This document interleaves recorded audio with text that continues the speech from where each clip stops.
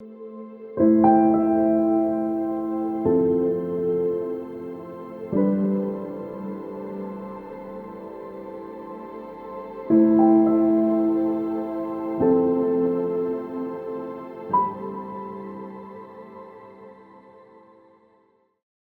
evening, everybody. Good evening. Thank you all for coming out tonight. Thank you for not staying home to watch the basketball game.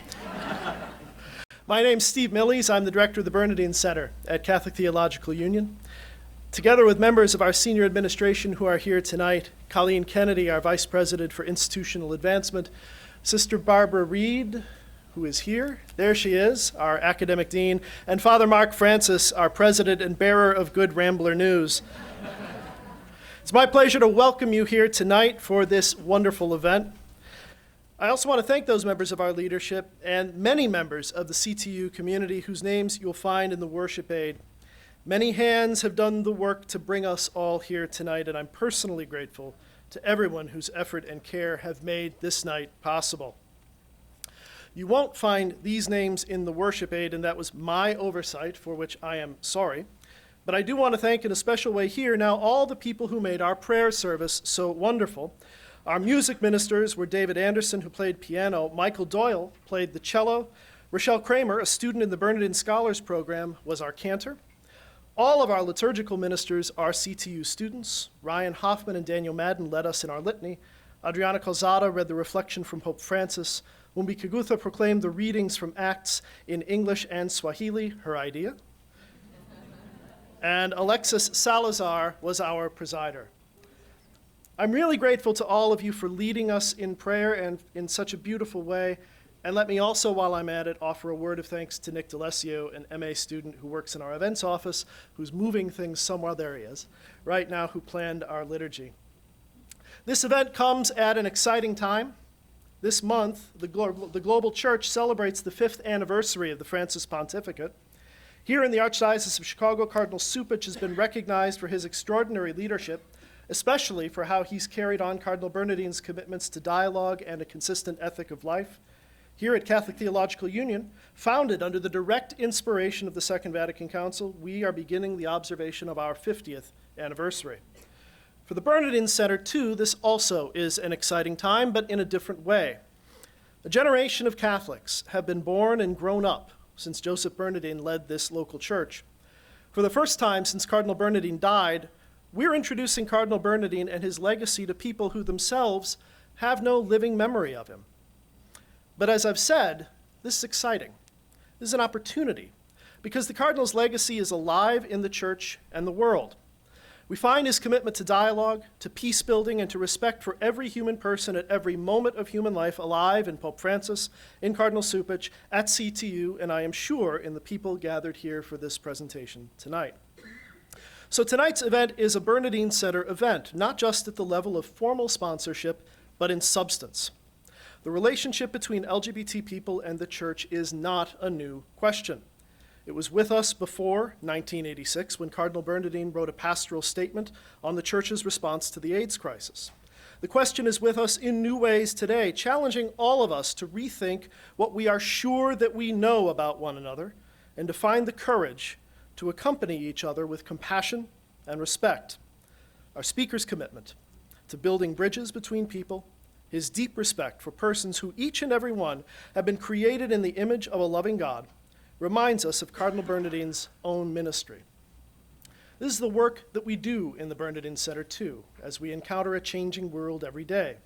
The Bernardin Center is here to seek Bernardin answers to questions the Cardinal asked in his lifetime, and also to new questions he could not have asked. We build on a solid foundation of his life and ministry, drawing inspiration from his model of dialogue, peace building, respect for human life at every time and in every way. And we invite you to join us, not just at future events, but in a spirit of shared commitment to what the Cardinal called a vision of the Church that trusts in the power of the Spirit so much that it can risk authentic dialogue. One final note about tonight's program. There will be a Q&A after our speaker's remarks tonight. You'll find these blank sheets have been left for you. If you have a question for Q&A, please write it on this sheet and give it to a member of our staff. We'll be collecting them at intervals. Members of our staff will be moving through the room discreetly like ushers. And later on, there may be a collection, there may not. And later on, we'll select some questions for the Q&A. Would the people in the room collecting these questions please raise your hands just for a moment so folks can see who you are? All right. Obviously, with a crowd this large, we can't pose every question that's going to be asked, but we will gather all the questions together and let our speaker take them home with him. And without committing him to offering a response to each one we collect, still, I suspect he won't object if you put an email address somewhere on your question sheet. The extraordinary outpour that's met building a bridge is matched only by its author's extraordinary commitment to meeting and hearing from people about it.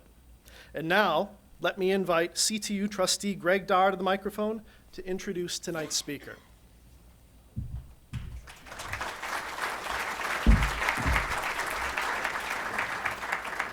Good evening.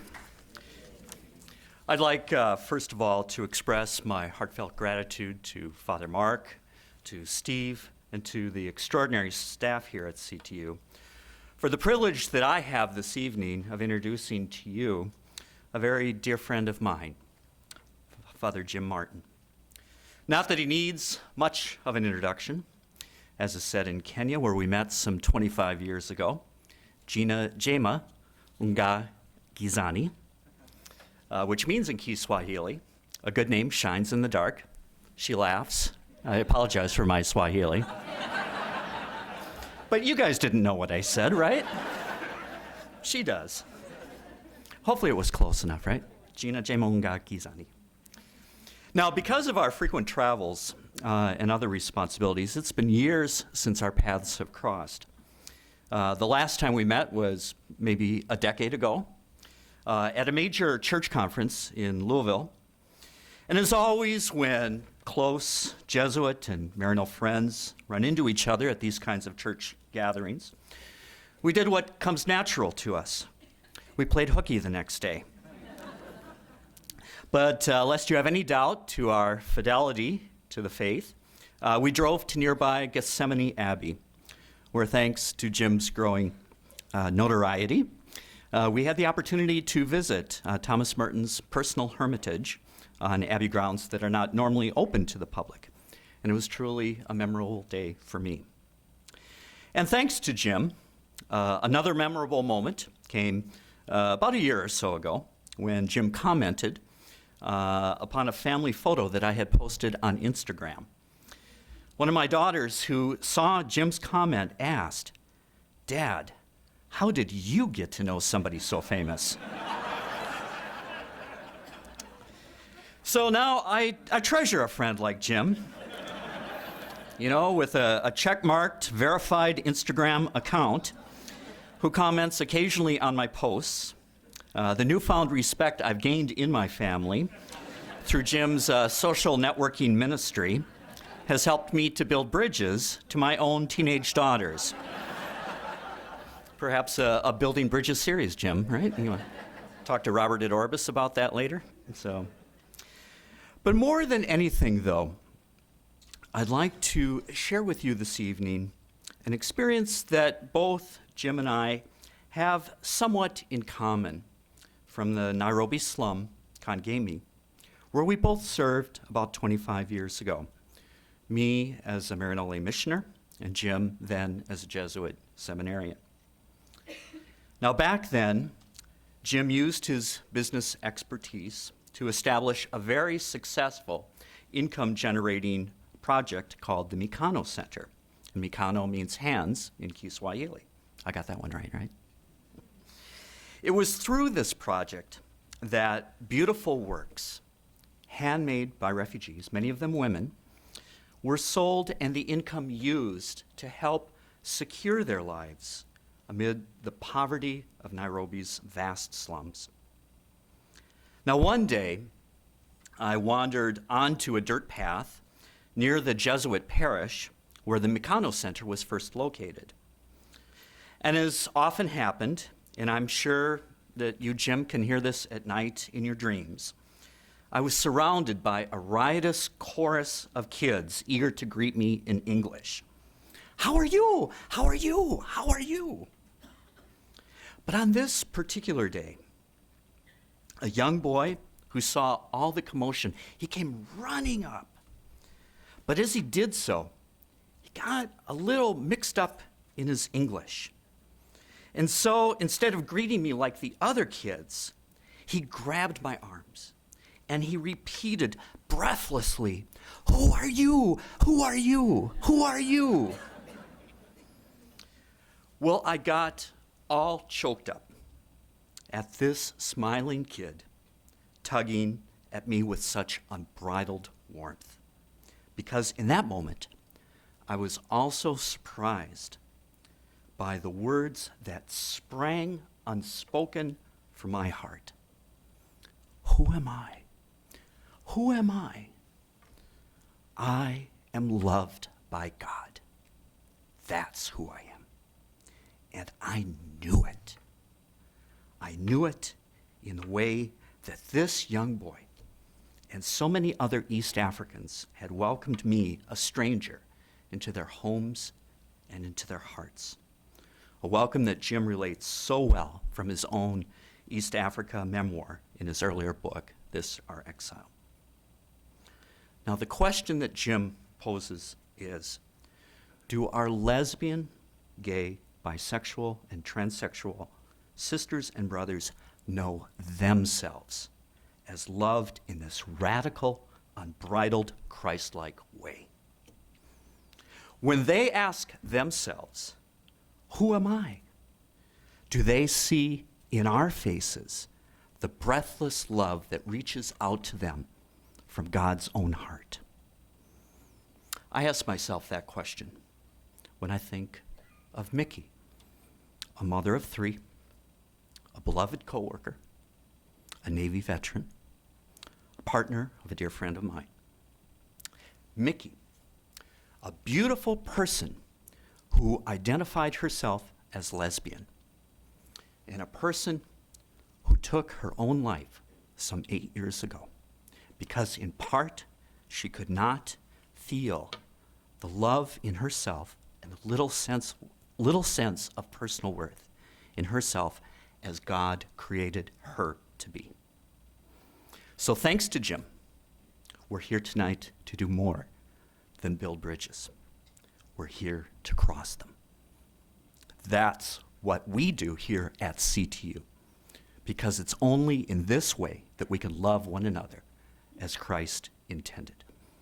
It's only in this way that lives, our own included, are saved.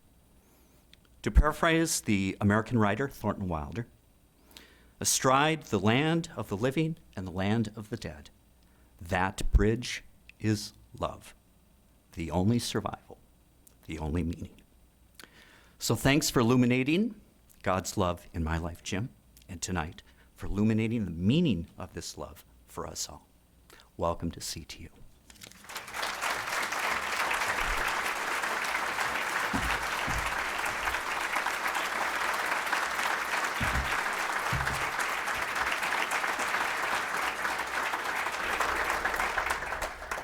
Asante.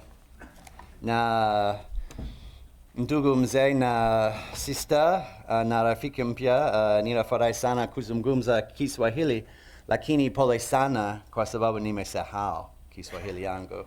So, I'm very happy to be here. I want to thank everyone at Catholic Theological Union for inviting me. I'm a great admirer, as I'm sure many of you are, of the late Cardinal Bernardin. Also, on a more personal note, I have relied heavily on the work of Barbara Reed and Donald Sr., and so it's wonderful to be with them today. It's wonderful to be with all of you, and it was a surprise that Greg introduced me, and so it's quite moving. I want to talk to you today about, as you could imagine, I thought it was actually funny that they removed the rainbow flag before I started. I will not read anything into that. As Greg said, I want to talk today about building bridges. and building bridges between the LGBT Catholic community and the Catholic Church. The relationship between the LGBT community and the Catholic Church in our country has been at times contentious and combative, and at times warm and welcoming. Much of the tension in this rather complicated relationship results from a lack of communication and a good deal of mistrust between LGBT Catholics and the hierarchy. What is needed then is a bridge to be crossed, as Greg said. The Catechism of the Catholic Church invites us to treat LGBT people with respect, compassion, and sensitivity. Now, what might that mean? And what might it mean for the LGBT community to do the same and treat the institutional church with respect, compassion, and sensitivity? Because it's a two-way street, or at least a two-way bridge, right? And by the way, I know I'm a little quailed by speaking in front of theologians. When I refer to the church, the institutional church, I know there are many ways of looking at the church, right? I'm sure there's a whole course on that here. What is church? People of God, right? The body of Christ. When I'm talking about the church tonight, I mean the institutional church. And by the institutional church, I mean not only the Vatican, the hierarchy, clergy, but I also mean decision makers who are lay people, right? So the lay person, the lay woman, or the lay man who is the president of a Catholic college, right? Like at Loyola, go Ramblers. Or a Catholic high school would be part of, in my estimation, the institutional church, because that person can make decisions that affect people's lives. So the institutional church are decision makers in our church. So in this talk, I would like to take a walk on the first lane of the bridge, the one leading from the institutional church to the LGBT community, and reflect on what it might mean for the church to treat LGBT Catholics with respect, compassion, and sensitivity. There's another lane on that bridge from the LGBT community to the institutional church, but I will let you read about that in my book, Building a Bridge, which makes the perfect gift for your friends and family. And is on sale afterwards in the revised and expanded version with a beautiful cover. So let us think about respect, compassion, sensitivity. Those are three words from the Catechism. Everything I say is grounded in the Gospels, the Catechism, and in church teaching. So respect. Respect means, at the very least, recognizing that LGBT people exist. Okay? That's a stretch for a lot of people. And extending to it the recognition that any community deserves because of its presence among us. In 2016, after the mass shooting at the Pulse nightclub in Orlando, where 49 people were killed, while some Catholic bishops in this country expressed support for the LGBT community, including Cardinal Cupich, most bishops said nothing. And the few that did say things, fewer of them mentioned the words LGBT or gay. That revealed a failure to acknowledge the existence of this community. But that is not a Christian model. For Jesus, as we know, recognizes all people, even those who are invisible to the community. Jesus reaches out specifically to those who were on the margins. Catholics, therefore, have a responsibility to make everyone feel visible and valuable. Recognizing that LGBT Catholics exist has important pastoral implications. It means carrying out ministries that some dioceses and parishes and schools already do very well. So the other night I met the group called, I think it's Glow, in the Archdiocese of Chicago, which is based at Our Lady of Mount Carmel, and does wonderful outreach for LGBT people, right? Examples of this kind of ministry include masses for LGBT people, diocesan and parish outreach programs, retreats, helping people feel that they are part of the church, that they are welcomed and loved. Now, some Catholics have objected to this, which is kind of an understatement. CF, the protesters outside Holy Name, with bagpipes, by the way, the other night. I didn't understand that. As an old Jesuit would say, we pass over that in silence. So some Catholics object to that idea that parishes or dioceses would have outreach programs for LGBT people. But that is an unfair objection because it is raised with no other group. If a diocese or parish sponsors an outreach program for, say, Catholic business leaders, it does not mean that the church has now sanctified and approved every value of corporate America, right? If we have an outreach program for Catholic business leaders, no one says, oh my gosh, what about economic justice for all or Laudato Si, and what about fair wages, and what about Catholic social teaching? Why are you ignoring those things? No one says that. No one suggests that. Why not? Because people understand that the church is trying to help a particular group feel more connected to their church, the church that they belong to by virtue of their baptism. Second, respect means calling a group what it asks to be called. On a personal level, right, my family sometimes calls me Jimmy. If you called me Jimmy and I'd say, I'd prefer you call me Jim, and you persisted, kept calling me Jimmy, right, people around you who heard that would say, wow, that's a little rude, isn't it? It's common courtesy to call people by the name that they wish to be called by. It's the same on a group level. We don't say Negroes any longer. Why not? Because members of that group feel more comfortable with other phrases like African Americans or blacks. Recently, 2 years ago, I was told that disabled persons is not as polite as people with disabilities. So I now use the latter term. Why?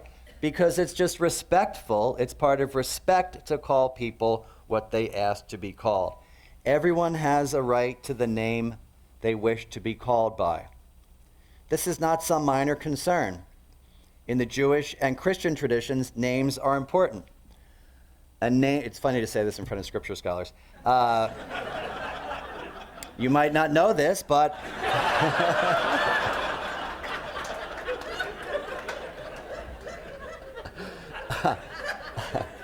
it reminds me when I used to preach in front of Dan Harrington and Dick Clifford. They were very polite, but I've always felt like it was my MDiv comps. A name in the Hebrew Scriptures stands for a person's identity. Knowing a person's name meant that you knew that person, that you had a kind of intimacy with that person, even that you had a kind of power over that person. That's one reason when Moses asks God what God's name is, remember what God says? What does God say? Well, hopefully with more passion than that. I am who I am. That would not have gotten over the noise of the burning bush. God says, I am who I am. In other words, as Dick Clifford explained to our class, none of your business. Right? Really, God's name is holy. God's name is for God's self, right? God's name is not for you, Moses, right now. Names are important. In the New Testament, Jesus renames Simon as Peter. The former persecutor Saul renames himself Paul. Names are important in our own church as well today. The first question a priest or deacon asks the parents of a child at a baptism in the Catholic Church is what? What name do you give this child? Isn't that interesting? That's the first question. What name do you give this child? Because names are so important in our church, church leaders are invited to be attentive to how they name the LGBT community. So let us finally lay to rest phrases like same-sex attraction, which no LGBT person I have ever met uses, or even homosexual person, which seems overly clinical to many. Let us instead, I'm not saying what name to use because there are a variety, LGBT, LGBTQ, LGBTQ+, right? I'm just saying we need to listen to what our brothers and sisters and siblings ask to be called. And frankly, if Pope Francis, the 81-year-old former Argentine provincial, can use the word gay, so can everybody else. Respect also means acknowledging that LGBT Catholics bring unique gifts to our church, as individuals and as a community. These gifts build up the church in special ways, as St. Paul wrote when he compared the people of God to a human body. Every body part is important, right? The hand, the eye, the foot. Just consider for a moment, I want you to take a few seconds, just close your eyes and think about an LGBT person who you know who works in the church, and think about the gifts that they bring.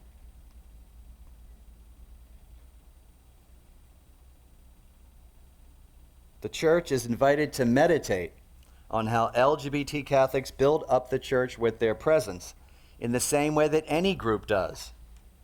And though it is wrong to generalize, I think we can still pose the question, what might those gifts be, right? I mean, it's wrong to generalize about a group, but I think when the group has been marginalized for so long and treated like dirt, I think it's okay to generalize in a positive way. So what gifts does the LGBT community bring to the church? Well, first of all, many, if not most, LGBT people have endured from an early age misunderstanding, prejudice, hatred, persecution, even violence. And so in my experience, they therefore feel a natural compassion for people, for on the margins, right? Their compassion is a gift. They have often been made to feel unwelcome in their parishes and churches, but they persevere because of their faith. So since this book came out in June, I have been really deluged with messages from people about how they've been mistreated by the church, mainly through Facebook messaging, right? I probably get 50 a day, and probably half of those are stories. One woman wrote to me, she said, "Father, do you know a compassionate priest in my diocese?" And she named the diocese, not here, but in the United States. "I work in a hospice, and there's a man who's dying of cancer, and the local priest assigned to the hospice refuses to anoint him, even though he's dying because he's gay."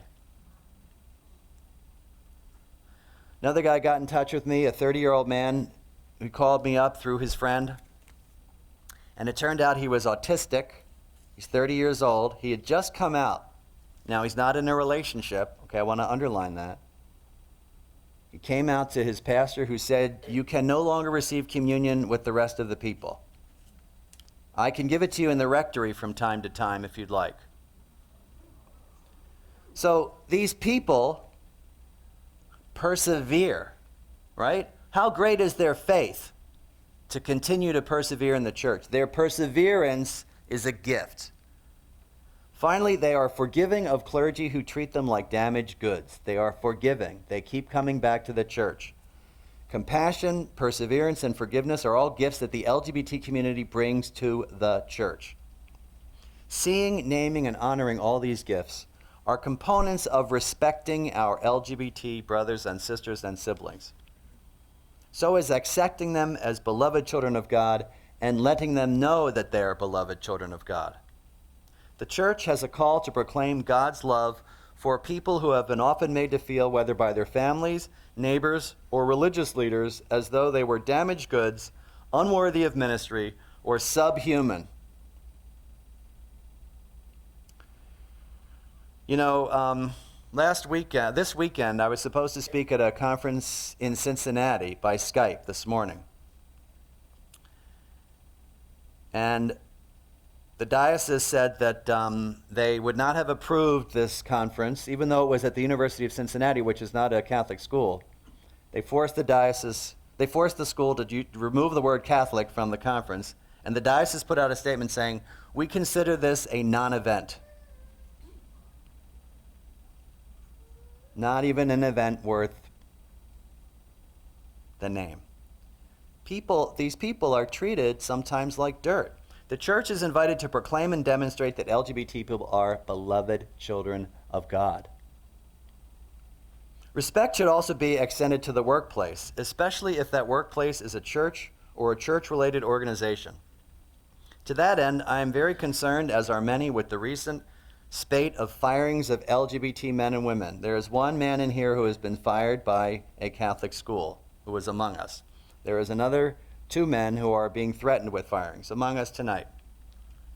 Now, church organizations have the authority to require their employees to follow church teachings. Now that makes sense, right? If I am lucky enough to get a job at CTU one day, right, and I decide that I'm going to take this lovely podium home to my Jesuit community, that your president will say, we don't do that here. We don't steal things. Please put it back, Father Jim. I'm sure there's some Jesuit room somewhere that has a podium in it somewhere. So in other words, CTU has the authority to tell me that I have to abide by certain rules, right? And if I go out and I murder somebody, I'd be fired, right? There's certain rules and certain morals that the church asks people to follow, and church organizations have the right to ask people to follow.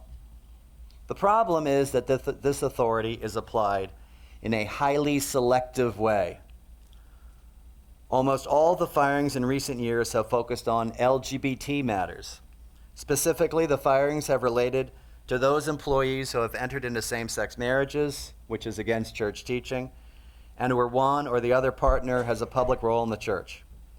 But if adherence to church teaching is going to be a litmus test for employment in Catholic institutions, then dioceses and parishes and schools need to be consistent. Do we fire straight people who are divorced and remarried without an annulment? That is against church teaching. Do we fire women who bear children or men who father children out of wedlock? Also against church teaching. Do we fire, here's a big category, men and women living together before being married? Also against church teaching, and also very public. Do we fire people who use birth control? Right? These are all things against church teaching, right? We do not. And what about church employees who are not Catholic? Now, if adherence to church teaching and agreement with church teaching is going to be the litmus test, then we should fire all Protestants who work in any Catholic organization. Right, I'm glad you're laughing, but that's true. They do not adhere to church teaching, but it's laughable. We should fire Unitarians who don't believe in the Trinity, right? We should fire every Jewish person that works in any Catholic university because they don't believe in Jesus Christ, which from my theology studies is a fairly important church teaching, right? I'm glad you're laughing because it is laughable. Here's another way of looking at this kind of selectivity. It's actually not laughable, it's tragic. Here's another way of looking at that kind of selectivity, one that shows why it's particularly problematic. Requiring church employees to adhere to church teachings means, at a much more fundamental level, adhering to the gospel. So we should fire people who are not forgiving, who do not help the poor, who are cruel. Now, when I said this a few months ago, a bishop came out and said, well, no, that's different than same-sex marriage because those things are not public scandals. So if you don't think it's a public scandal to be a cruel person and working in a parish, then I don't know what to say. The selectivity of focusing on LGBT people when it comes to firings is, to use the words of the Catechism, a sign of unjust discrimination. That's from the Catechism, something that we are meant to avoid. So all those things are part of respect. Compassion. What would it mean for the institutional church to show compassion to LGBT men and women? The word compassion, I took Greek at Loyola Chicago, go Ramblers, is from the Greek pascho, right? To experience or suffer. So the paschal candle, the paschal mystery. Compassion, to experience with, to suffer with. Isn't that beautiful? What would it mean for the institutional church to experience life with LGBT people and even to suffer with them, right? Think about that. What would that mean? Well, the first and most essential requirement is listening. It is impossible to experience a person's life or to be compassionate if you don't listen to the person or ask questions. Imagine if one of you came up to me and said, Father Jim, I just need your compassion about a certain problem I'm going through. I'll say, that's okay, I don't need to hear it. I was like, no, I need to tell you. That's all right, I'm just going to exude compassion, right? But the church does not ask questions of our LGBT brothers and sisters. If it doesn't ask questions, how can it be compassionate? Questions that Catholic leaders might ask their LGBT brothers and sisters and siblings are, what was it like growing up as a gay boy? What was it like growing up as a girl who found she was attracted to other girls? And here's a big question. What is it like being a transgender person? What's that like? What is your life like? How have you suffered as a result of your orientation or identity? Who's Jesus for you? What's your prayer like? Who is God for you? What has your church been like? What do you hope for? What do you pray for? What do you long for? They might also ask the parents and family members of LGBT Catholics these kinds of questions as well.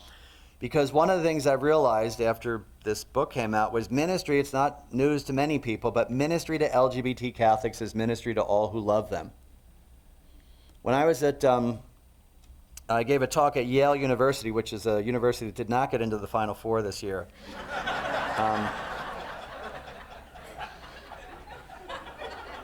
I was giving a talk on Jesus, a book I did on Jesus, not specifically on LGBT people, and an elderly woman came up to me, white hair, rosy cheeks, and she leaned over and she said, "Father Jim, I want to tell you something." Very sweet smile. And I thought she was going to say, "I've been on a pilgrimage to the Holy Land," or "I read your book," or something. You know what she said? She whispered, she said, "I know you're writing a book about LGBT people, and my grandchild is transgender. And all I want for her, Father, is to feel at home in the church." And it dawned on me that ministry to LGBT people is ministry to her. So to ask her, the church can ask her, what is it like being the grandmother of an LGBT person? What's the church been like for you? Has that changed your idea of who God is? For the church to exercise any kind of compassion, we need to listen. And when we listen, we will hear the calls for help and prayer.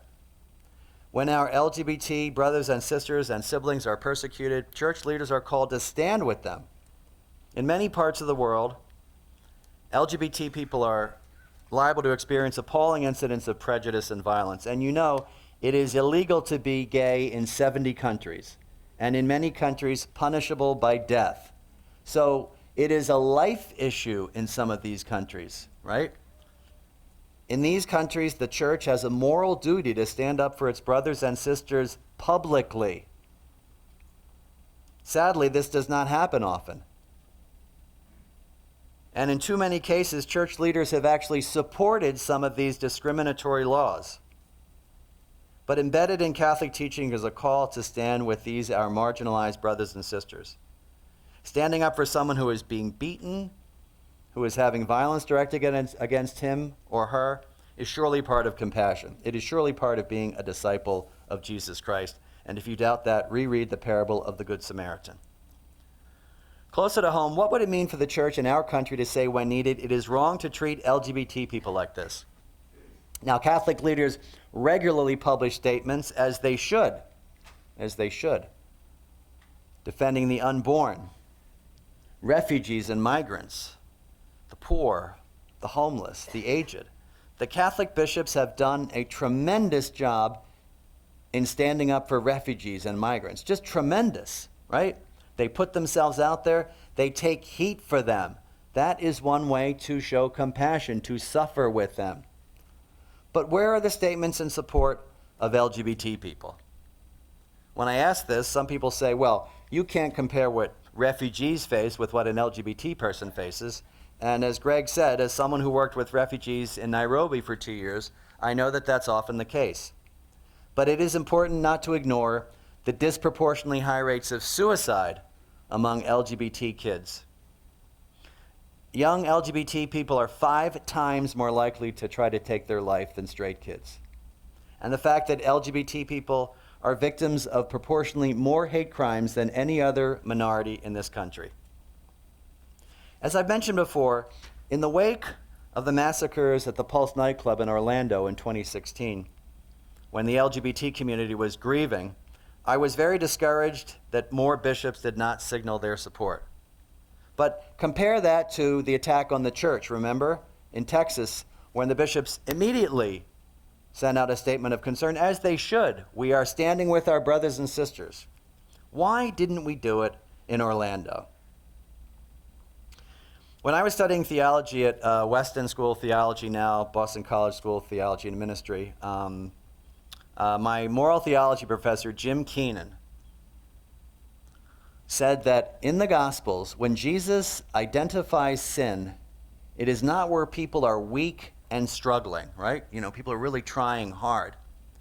It is where people are strong but not bothering, right? Lazarus and Dives, the rich man who just doesn't bother to take care of the poor person outside of his door. The Good Samaritan, the priest and the Levite, they just don't bother to cross the road, right? Jim Keenan said, for Jesus, sin is a failure to bother to love.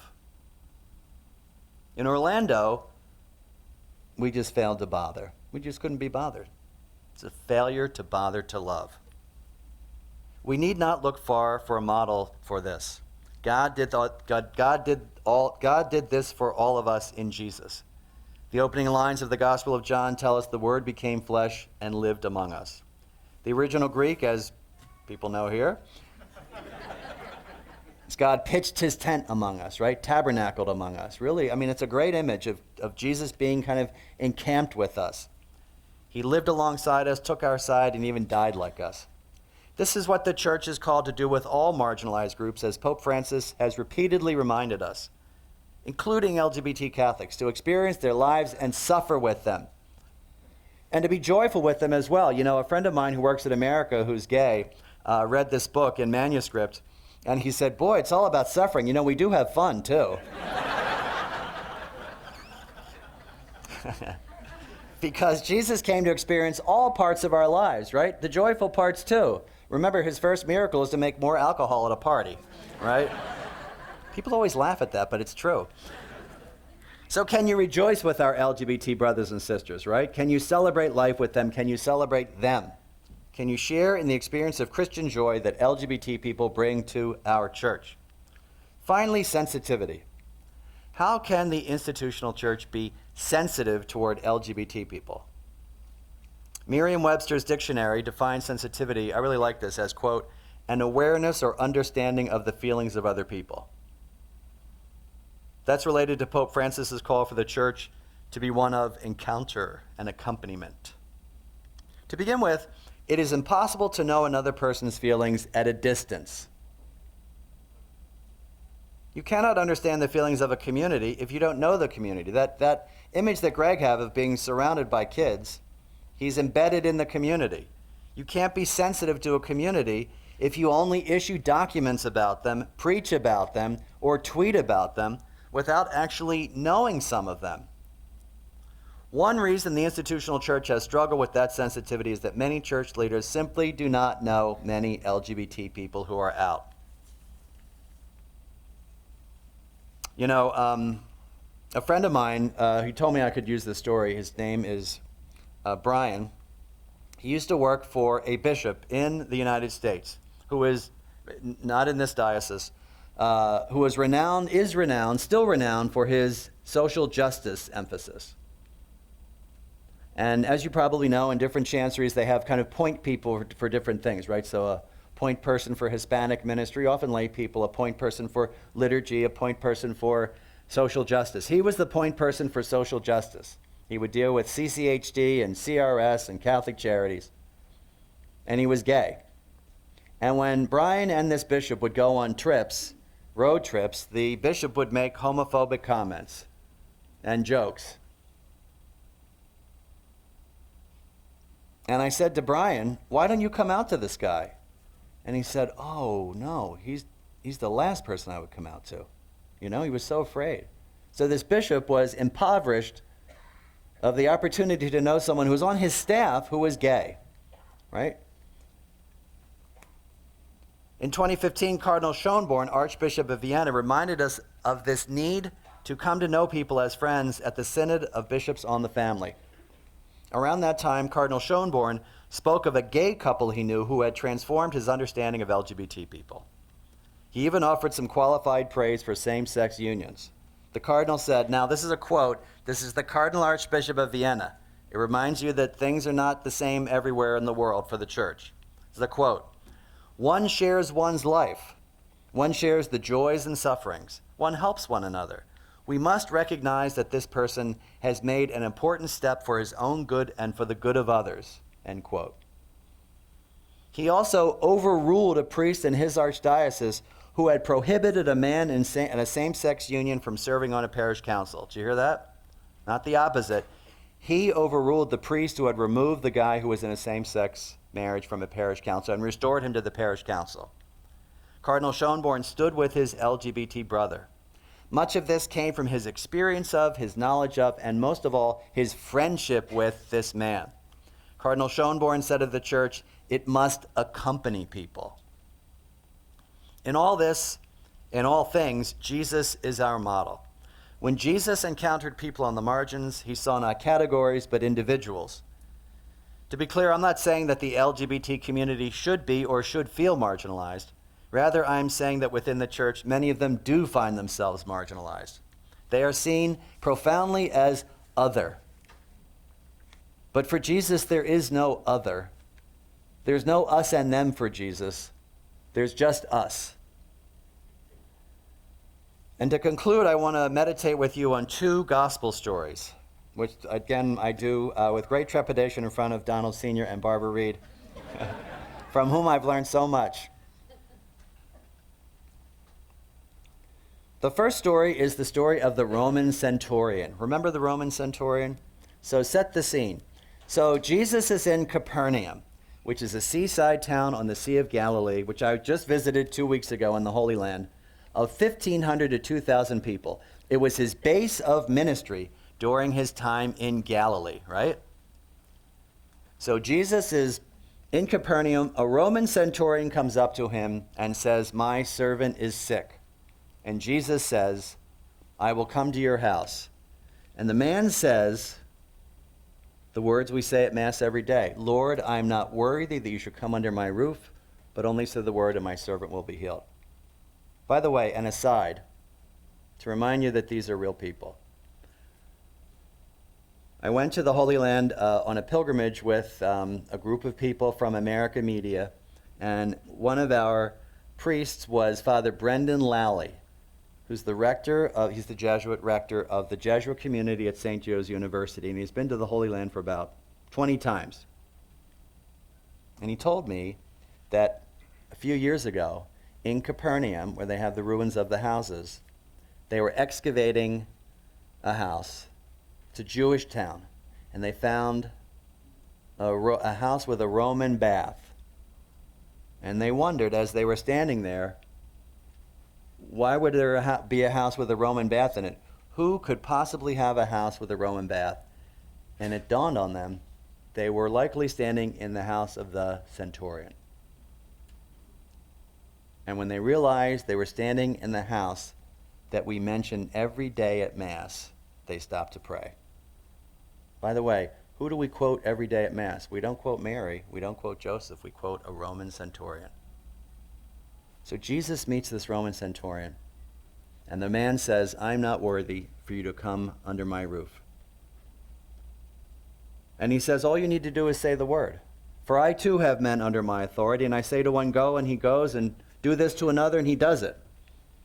And Jesus says, "Nowhere in Israel have I found such faith."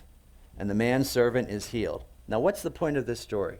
How does Jesus treat someone on the outside? He is outside of the Jewish milieu, right? He's not Jewish. Does he say, "Pagan, sinner, you're not even Jewish. I'm not speaking to you. Go and get circumcised and come back and I'll talk to you," right? That would have probably changed things a little bit. How does Jesus speak to a person who is on the margins? How does he treat the Roman centurion, the pagan? He encounters him. He listens to him.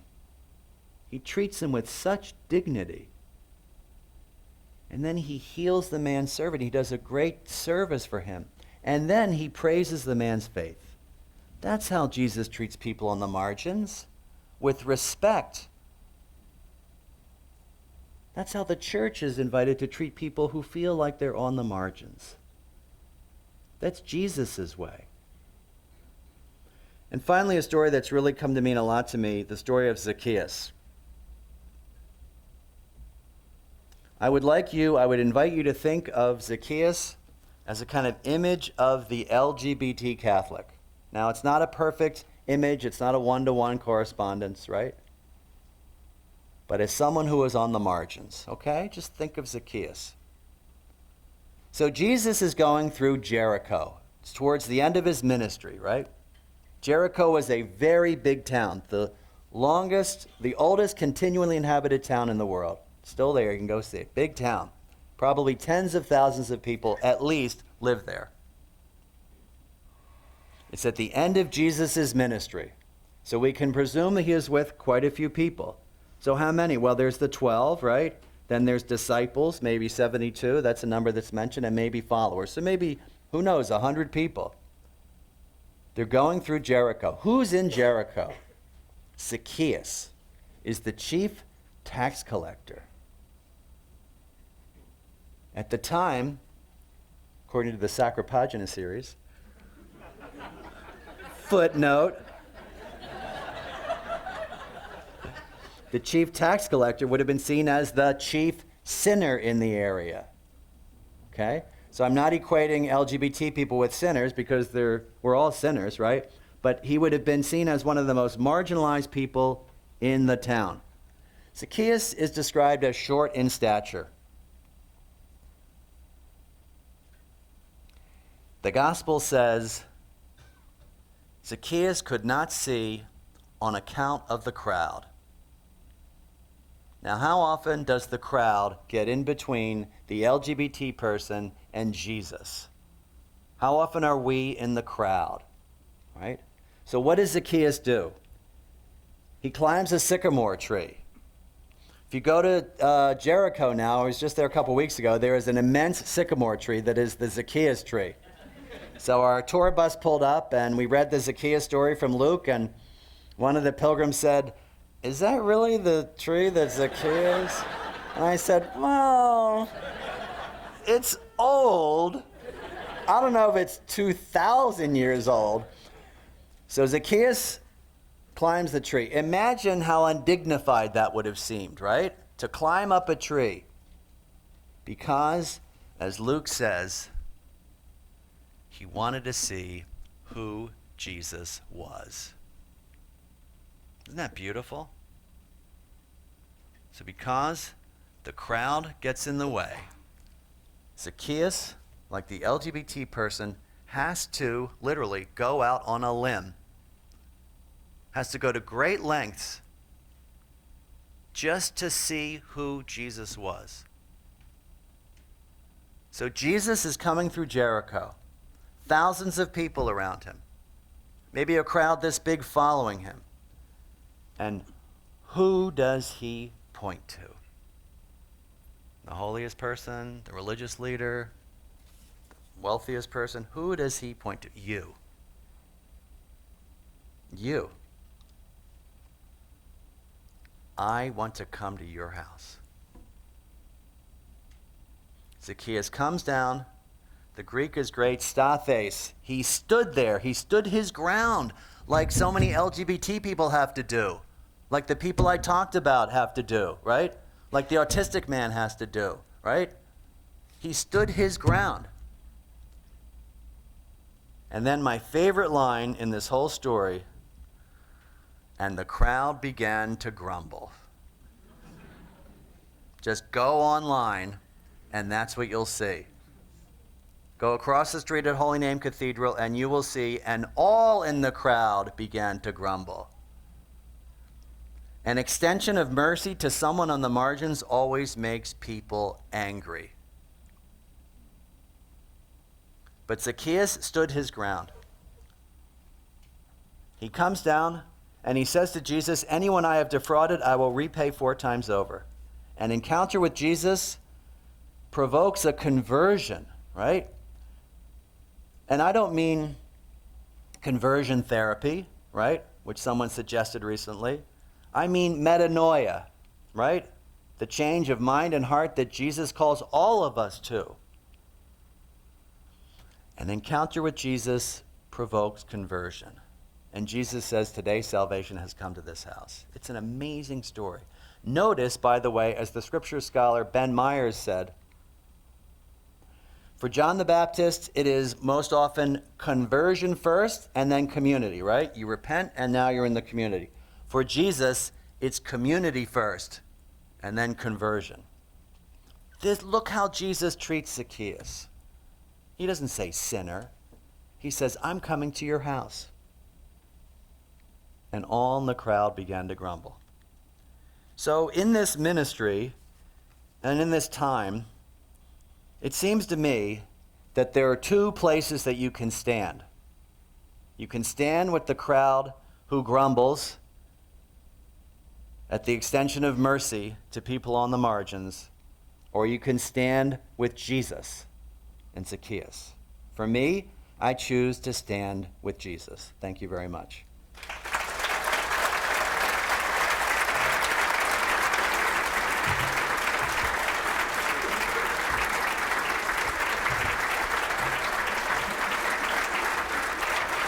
Oh, thanks.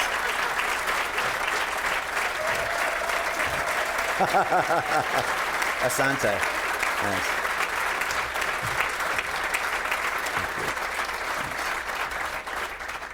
Thank you. Asante sana. I thought that was for me. Oh, well, you can take some of it. Appreciate it. Father Martin, thank you.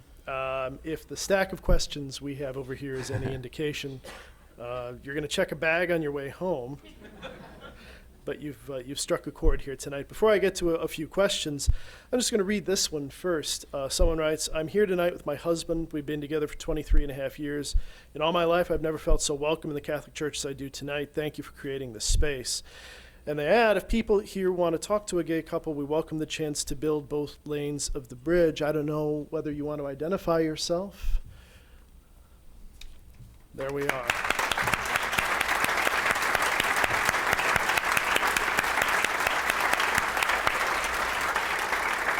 Can I say something? You are as much a part of the church by virtue of your baptism as the Pope, as Cardinal Supich, or as me.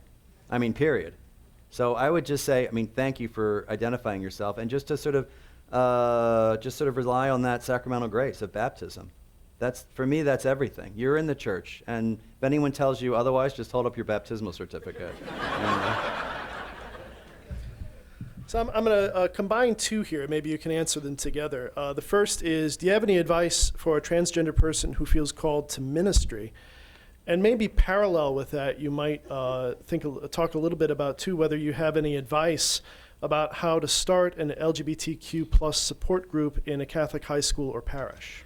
So the second question is a little easier. I put up on my Facebook page, which is Father James Martin, a guide from I'm going to forget it, the Catholic Alliance for Lesbian and Gay Ministries in California, the Archdiocese of Los Angeles, that have a guide for that, how to do that, how to start a ministry, an LGBT ministry. It's mostly in your parish, but I think it can kind of work in schools too. So it's very helpful. I would say do what you can, right? And, be prudent and be discerning, as St. Ignatius would say. And to try to work with what you have, right? And take baby steps. But also, be rooted in the sacramental grace that is yours by virtue of baptism. As for the transgender person, that's a hard question for me because I'm loath to kind of give advice to people. It's sometimes, this is something that you may not hear a Jesuit say very much, but I don't know.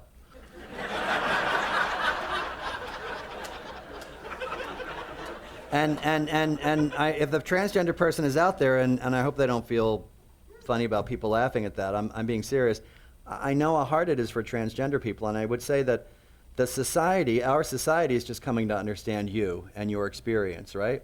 And so the church is in a sense really trying to understand you as well.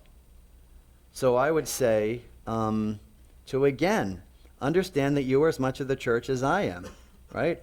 To be creative, but to be perseverant. Something that someone said to me, something that a young man said, that a Jesuit said to him, I really have found profound, and I've used it with a lot of people in that situation, which is this: God loves you. Your church is learning to love you. And so there's also a certain kind of patience in that too. But for me, baptism is everything. Remain rooted in that. So a couple others here. As you can imagine, working in seminary formation often causes the topic of relationships between church and homosexually oriented men who desire to become priests. Open discussion within seminary can be a challenge with men from various ideologies. What advice do you offer to seminary formation persons regarding pastoral care of homosexual seminarians? More advice. Well, I would say this. So it's a great sort of taboo topic. There are many celibate gay priests. As you know, in the Archdiocese of Milwaukee, Father Greitner came out. I think that's his name. Father Greitner just emailed me this morning. And with the approval of Archbishop Listecki, right? So there are many celibate gay priests, right? I'm going to guess 40%, roughly. Maybe that's maybe lower, maybe higher. I don't know. There are many chaste gay religious, right? Men who are members of religious orders, gay, lesbian nuns who are chaste, right? So this is a fact. This is not an opinion. This is not sort of an editorial comment. This is like saying, Lake Michigan is outside. It's just a fact, right? The sun's going to shine tomorrow. At least we hope it does. It's a very hard thing for people to understand because they tend to think that being gay or saying lesbian or even saying LGBT equals being sexually active. But these people are living their promises of celibacy if they're priests or vows of chastity, okay? Now, why don't they come out? Why don't these people come out? A couple of reasons. Number one, their bishops or religious superiors tell them not to come out, okay? They're told not to come out under obedience, right? They're afraid of coming out. Right? They think it might compromise their ministry. They think that it might make people think that that's all they are, right? They're afraid maybe of their parishioners or their students, or their bishop, right? They're private people. That's another reason. But there are very, very few examples of this. However, I frankly think that people in formation, in seminaries and in religious houses of formation must address this. How can you live your chastity if you don't talk about your sexuality? How can you live celibacy if you never talk about sexuality? The number of seminarians who tell me this is shocking to me. And even people in religious orders. We never talk about it, Or I told my rector once and he kicked me out. It's insane. So to live a kind of integrated life as a gay man or a lesbian, right? You have to talk about these things. You have to have an integrated sexuality, and part of that is free discussion, is open discussion with your rector or your religious superior, with your spiritual director, certainly, with a therapist if it's helpful. Why wouldn't you want to be as integrated as possible? So the fear, I think, is really devastating for people because then it just sort of drives the sexuality underground and all sorts of terrible things can happen from that. So I would say openness to any people in formation here. And if you have trouble with it, if you don't understand what to say, then talk to a psychologist or a psychiatrist. It's not that difficult. From the very earliest days in my Jesuit novitiate, probably the first week, we talked about sexuality. It's freeing, very freeing. It's how God made you. My first spiritual director, David Donovan, said, you can't put your sexuality sort of in like a little box, right, and put it up in a closet, never talk about it, as if it's not part of your spiritual life. It is part of your spiritual life. Bill Barry, the psychologist, I quote him in this book, says that your sexuality, even if it's not expressed, right, sort of genitally, right, it affects everything you do, right, the way you love, right? And so it has to be talked about and celebrated and understood. So anything that keeps it secret or furtive, I think, is really damaging. So yeah, I would just suggest openness and charity. Hope I'm clear about that. I know you're reluctant to give advice. Yes. The only Jesuit who is reluctant to do so. But this happily is advice for Barbara Reed. Oh my gosh. What would you like taught in the course on sexual morality here at CTU? My gosh. Where is Barbara? I don't Oh. Our academic dean. Well, what is taught? I mean, I don't know what is taught. We have a whole course on healthy human sexual development for ministry. Done. I mean, I think,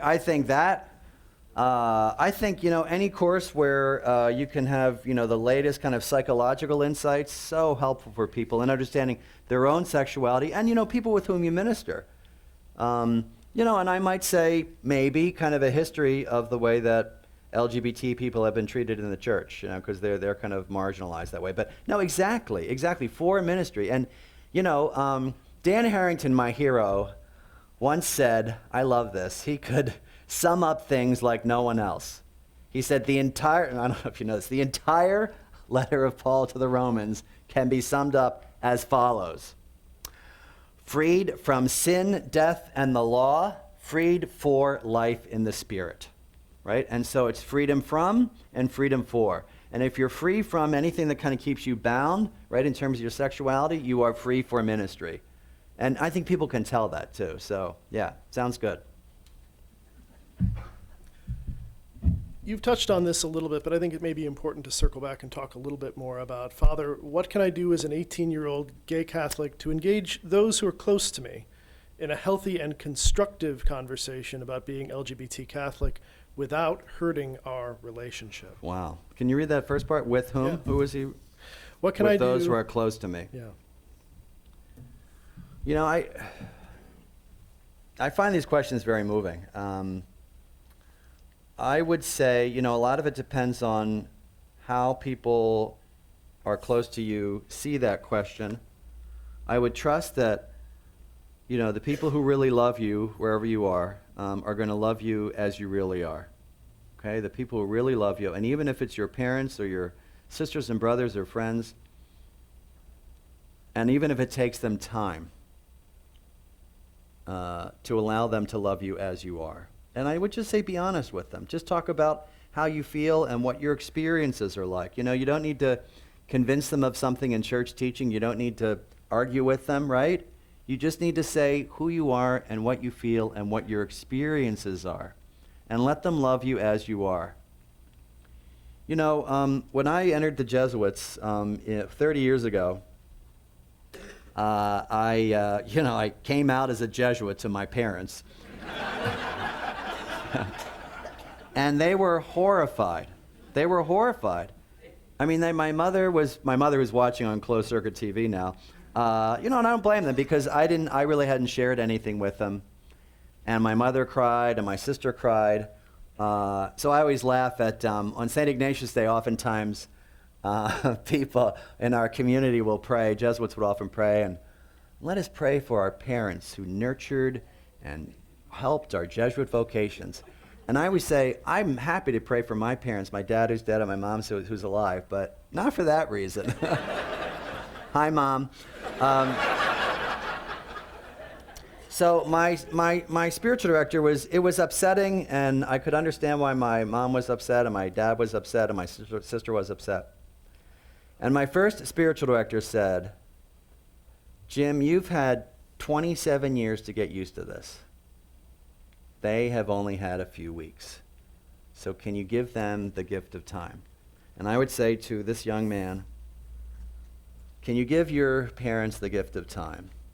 Because frankly, in this arena, you may be more emotionally mature than they are.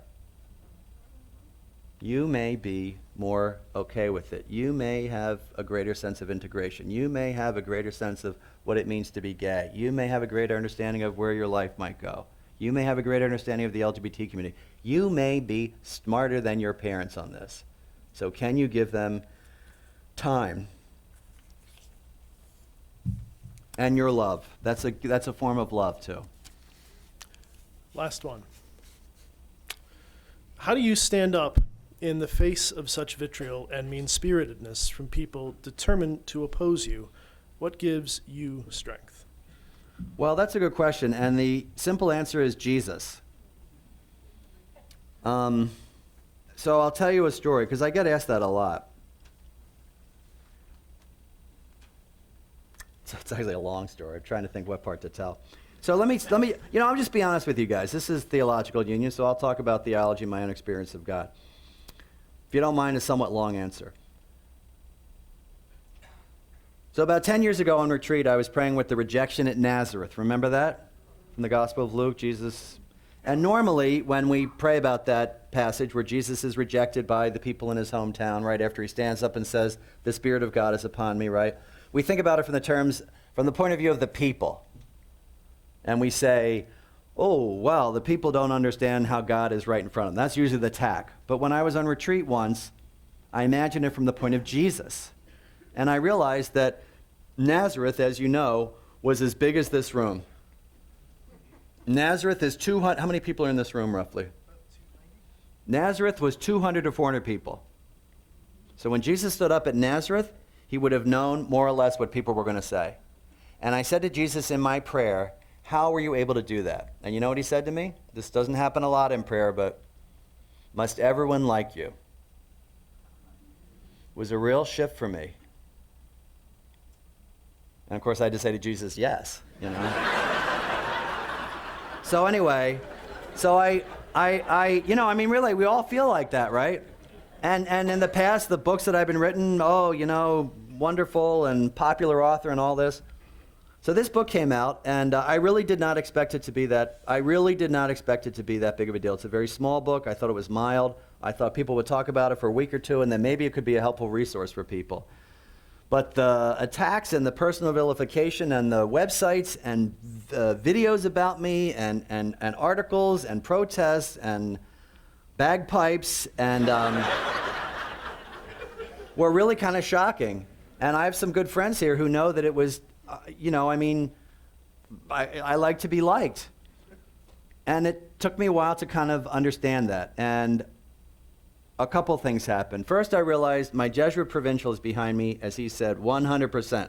My Jesuit brothers are behind me. Cardinals like Cardinal Supich and Cardinal Tobin and Cardinal Farrell, people I really respect, and archbishops and bishops are behind me. Okay, the people of God, I would say 95% of them are behind me. The LGBT community, even though I think I maybe didn't go far enough, are behind me, support this conversation. And so eventually I started to realize, well, how much support do I need? And I sort of crossed over this barrier where people hated me, right? I mean, really hate me, right? And you should be defrocked, and you're a sodomite, and you're a homosexualist. I don't even know what the hell that means. But it sounds bad. But the most important thing is this, and I'll share this with you because why shouldn't we, as they say, give a reason for your hope and your faith? So I was on retreat this past summer at Gloucester, Eastern Point Retreat House at Gloucester, and my retreat director said, I want you to pray with Jesus, but walking with him. Now, believe it or not, after 30 years as a Jesuit, I've never done that. I mean, I've certainly imagined myself with Jesus, Ignatian contemplation, but I've never physically taken a walk with Jesus, like walked outside and imagined himself. And I thought, that sounds ridiculous. But there was resistance in me, I'm just being very honest. And as a director, I know that resistance is a sign that you're being called to something, right? So I said, all right, fine. So I started to walk, and I thought, this is ridiculous. I remember I'm walking up around Niles Pond at Eastern Point, and I'm thinking, what's supposed to happen now? And I'm looking around, I'm getting distracted. So then the next day, I thought I'd try something different. I would actually imagine him next to me. Not walk with him and just hope that words come into my mind, but imagine his presence next to me. And as soon as I did that, I felt different. And I could imagine him walking with me. And it was very powerful. And the first day, I just walked with him. It was really powerful, just very slowly. And, he said, I love you. I said, I love you. And then the next day, I'm being very personal, but I don't normally talk about my books on retreat. They just don't come up. I'm grateful that I've written them, but it is not a topic for retreat usually, right? But this retreat, it was in August. It was after a couple weeks of these attacks. And And I said to Jesus, I really did say this, by the way, I did. I said, is there anything you'd like to say about the book?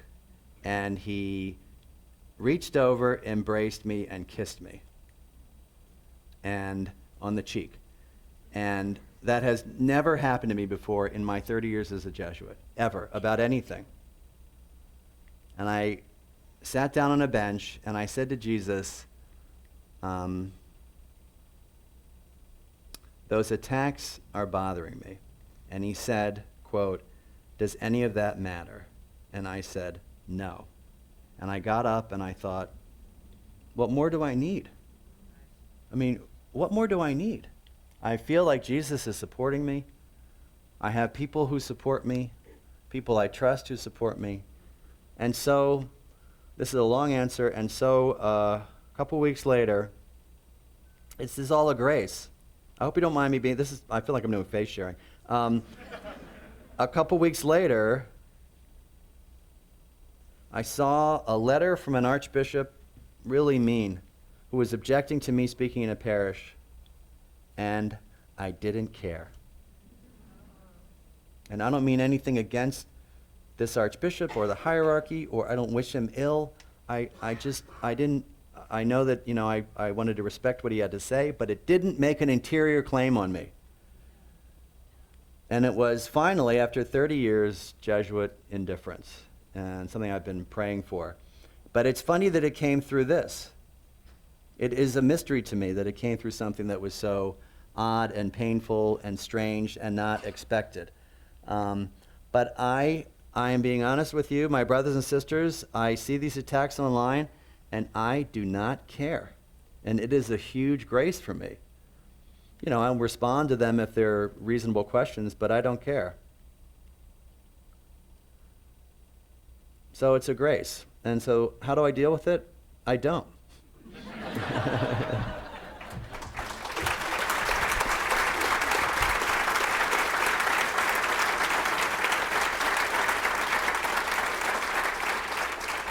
That's faith sharing for you in case you didn't expect that. So. No, I want to say to you, I'm glad you gave such a personal answer because, of course, here, not just the people in the room tonight, some of whom we've heard from, more you'll hear from later, everyone who can hear your voice, Mom and everyone else out there. We're talking about something that's very personal. And we're also talking about the Spirit, too. So Right. It's important to just talk about the Spirit and how it's at work. And I'm going to share one more thing. Oh, no, I'm not going to share one more thing. No, actually, I'm not supposed to, so never mind. Never mind. Well, I'll tell you privately afterwards.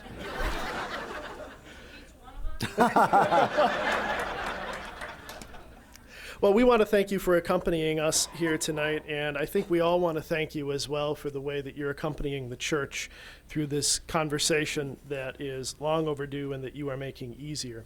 Before I invite everybody to thank you here one more time, let me say to everybody that we have a reception upstairs on the 3rd floor that we'd like to invite everyone to join us at. And if our guest hadn't made it clear earlier, we also have a few copies of his book available for sale at a reasonable price upstairs, and I believe he is willing to take out his pen and sign them. Yes, I'm ready and willing, as we say in ordination. Can I say one more thing? Can I ask you just to keep me in your prayers? That's one more thing. So pray for me. Thanks. So join us upstairs on the 3rd floor, and please, everyone, thank Father Jim Martin for joining us tonight. Thank you. Thanks.